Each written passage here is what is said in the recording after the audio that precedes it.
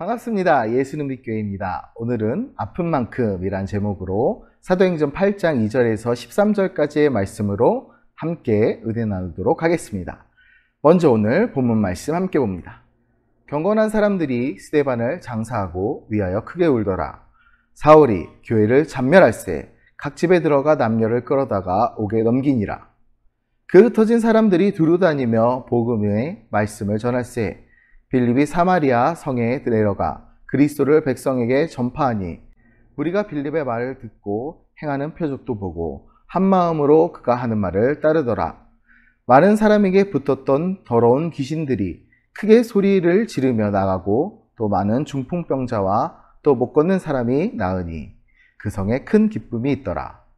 그 성에 시몬이라 하는 사람이 전부터 있어 마술을 행하여 사마리아 백성을 놀라게 하며 자칭 큰 자라 하니 낮은 사람부터 높은 사람까지 다 따르며 이르되 이 사람은 크다 일컫는 하나님의 능력이라 하더라.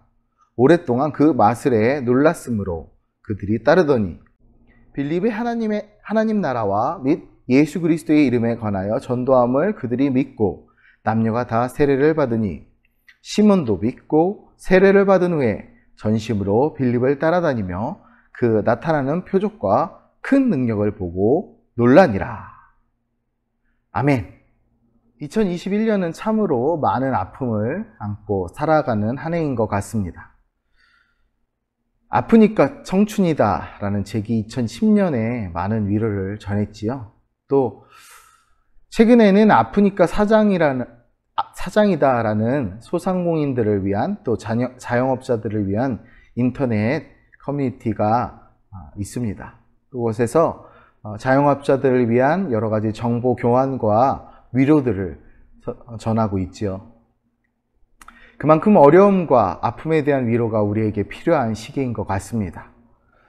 작년부터 시작된 이 코로나라는 특별한 상황이 정치, 경제, 사회, 문화에 걸쳐서 많은 혼란과 아픔을 전하고 있고 또 특별히 교회 안에 예배에 대한 직접적인 도전과 아픔을 전하고 있기 때문에 우리가 많은 고통과 어려움을 겪고 있습니다.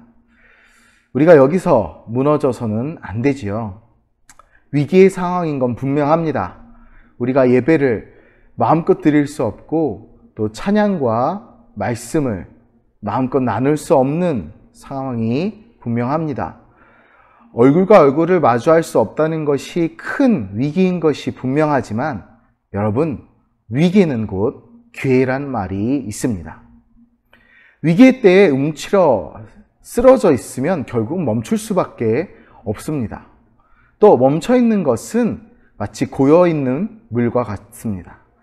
고인 물은 결국 썩을 수밖에 없고 우리는 반대로 고이지 않도록, 물이 고이지 않도록, 우리의 삶이 고여있지 않도록 계속 흘러가야 합니다. 우리의 삶은 계속해서 흘러가야 합니다. 피가 계속해서 심장을 통해서 우리 몸에 흘러가지 않고 흐르지 않고 멈춰 있다면 그것은 죽은 몸이 되지요. 마찬가지로 우리의 복음의 삶은, 우리의 삶은 계속해서 흐르는 물처럼 움직여야 합니다.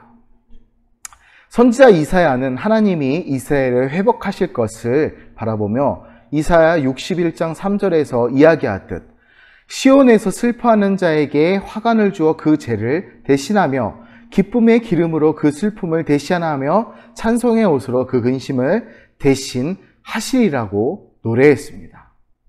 이 예언은 예수님과 그를 따르는 제자들 곧 교회에 의해서 실현되었습니다. 비참한 십자가를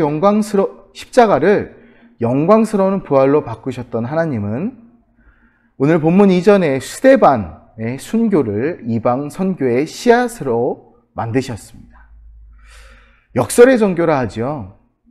우리가 따르는 하나님은 반전의 하나님입니다. 오늘 본문에서도 그런 역설과 반전의 역사가 일어납니다. 오늘 본문을 통해 반전의 하나님, 역설의 하나님, 우리 함께 만나보기 원합니다. 함께 오늘 본문으로 들어가 보겠습니다. 스데반의 순교는 그리스도인들, 예수님을 믿는 사람들에게, 경건한 사람들에게 큰 슬픔이 되었습니다. 게다가 그리스도인들을 향한 박해는 거기서 끝이 아니었지요. 바울이 되기 전에 사울은 교회를 향한, 특히 그리스도인들을 향한 박해가 극심한 사람이었습니다. 그는 그리스도인들을 잡멸하려 했습니다. 바울이 되기 전 다메섹 도상에서 예수님을 만나기 전에 사울은 마치 그리스도인들을 박멸하는 것을, 잡멸하는 것을 일생일대의 의무인 것처럼 활동했던 사람입니다. 그러나 그의 그런 활동에도 불구하고 오히려 교회는 더욱 번성하는 계기가 되었습니다. 그리스도인들의 슬픔, 경건한 사람들의 슬픔은 마치 누가복음 24장 17절에 기록된 엠마오로 내려가던 두 제자가 예수님의 죽음을 슬퍼했던 것과 같습니다. 그러나 예수님이 부활하셨듯이, 그리고 사도행전 1장 8절에서 예수님의 명령하시는 그대로 온 유대와 사마리아에서 복음을 전하며 부활하고 있었습니다. 빌립은 사마리아 성에서 그리스도를 전파하며 표적을 보이고 많은 사람들이 그가 하는 말을 따랐다. 5절 6절에 기록하고 있습니다. 예수님이 행하셨던 많은 이적들, 복음서 곳곳에서 우리가 알 수 있듯이 예수님이 하셨던 그 많은 이적들, 귀신을 쫓아내시고 중풍병자, 못 걷는 자들을 낫게 하셨던 것처럼 빌립 역시도 사마리아에서 그런 사역들을 감당했습니다. 스데반이 예수님을 닮았던 것처럼 빌립 역시 또 한 명의 예수님의 모습을 닮아 사마리아에서 사역을 감당한 것입니다. 8절을 보면 그 결과가 놀랐습니다. 그 성에 큰 기쁨이 임했다 합니다. 십자가의 슬픔이 이제는 부활의 기쁨이 되었던 것입니다. 순교의 슬픔은 더 이상 그 슬픔으로 머무는 것이 아니라 복음이 전파되는 기쁨으로 변화되었습니다. 예루살렘 교회는 어쩔 수 없이 흩어져야 했지만 그들이 정체성과 소명을 저버리지 않았기에 오히려 더 큰 쓰임을 받을 수 있었습니다. 지금 시대도 초대교회의 흩어짐과 같이 이 코로나 시대도 우리는 흩어지고 멀어질 수밖에 없는 상황에 직면해 있습니다. 사탄은 이 상황을 교묘하게 이용하여 우리를 끊으려 합니다. 그러나 하나님은 위기와 갈등을 사용하셔서 계획을 이루시고 우리를 하나님의 영광의 장중 안에 거하게 하십니다.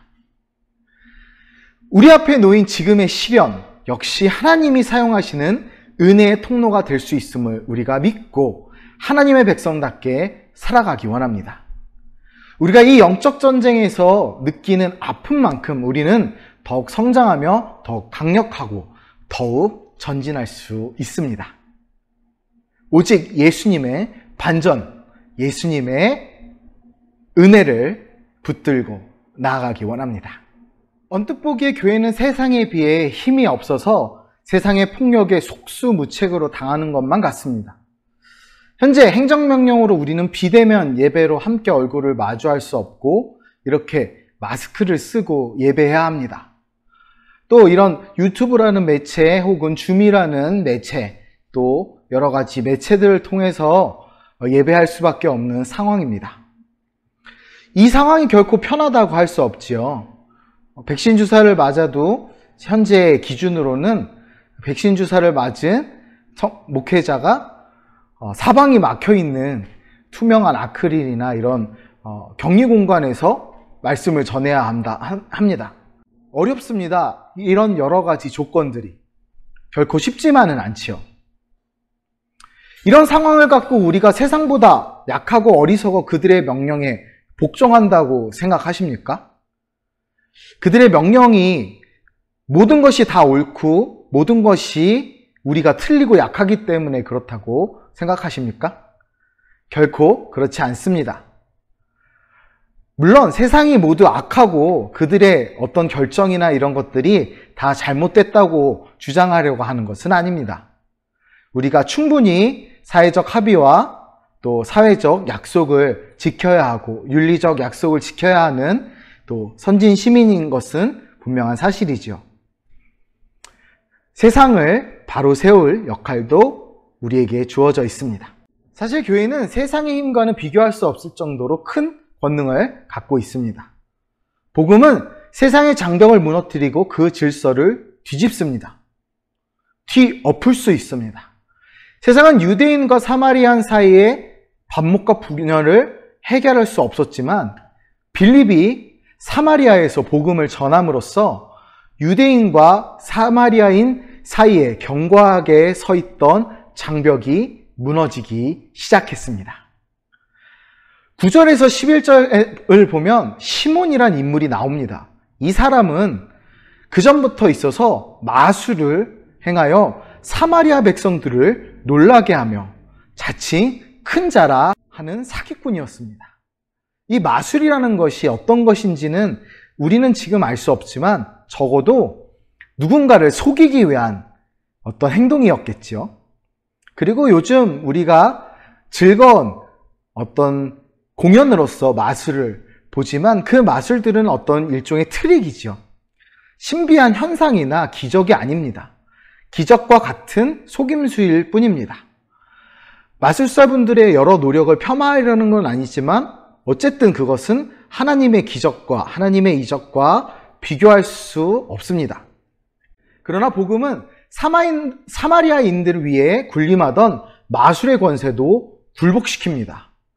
마술로 인기를 얻어 하나님의 능력을 참칭하며 권세를 누리던 시몬 역시도 결국 복음의 권능 앞에 굴복할 수밖에 없었습니다. 성령의 능력 앞에서 시몬의 마술은 아무것도 아니었습니다. 시몬을 따르던 사람뿐만 아니라 시몬 자신마저도 복음을 듣고 세례를 받았으니 복음의 압승이라 하지 않을 수 없습니다. 분명 예루살렘에서는 교회가 대제사장과 서기관, 공의회의 박해를 받아 흩어지는 약한 모습을 보였습니다. 그러나 그것은 결코 교회와 복음이 약해서가 아니라 앞서 이야기한 대로 사도행전 1절 8절의 말씀대로 예루살렘과 온 유대와 사마리아와 그리고 땅끝까지 이르러 예수님의 증인들을 보내시기 위한 하나님의 섭리 때문이었습니다. 예루살렘에서의 슬픔과 패배는 기쁨과 승리를 위한 과정에 불과했습니다. 여러분의 삶 속에 지금 슬픔과 패배를 경험하고 계십니까? 혹시 고통을 겪고 계십니까? 우리의 지금 이 상황이 비참하다고 혹시 생각하십니까? 하나님은 우리가 예상하지 못한 곳에서 상상하지 못할 만큼 큰 기쁨을 준비하고 계십니다. 우리 그것을 믿기 원합니다.